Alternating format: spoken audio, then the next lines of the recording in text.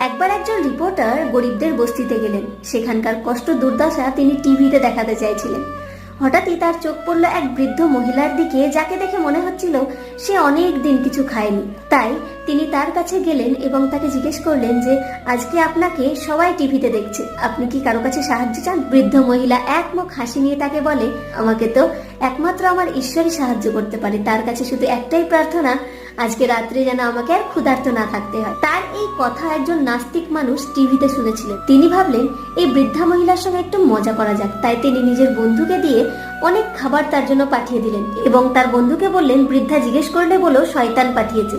বৃদ্ধা যখন সেই সমস্ত খাবার পেলেন তখন সেই সমস্ত খাবারকে নিজের কুটিরের মধ্যে রাখতে লাগলেন। বন্ধু জিজ্ঞেস করলো, এ কি, আপনি জিজ্ঞেস করলেন না তো খাবার কে পাঠিয়েছে? বৃদ্ধা এক মুখ হাসি নিয়ে বললেন, আমার ঈশ্বর যদি চায় যে আমি ক্ষুধার্ত থাকবো না, তাহলে শয়তানের হাত দিয়েও আমাকে তিনি খাবার পাঠিয়ে দেবেন।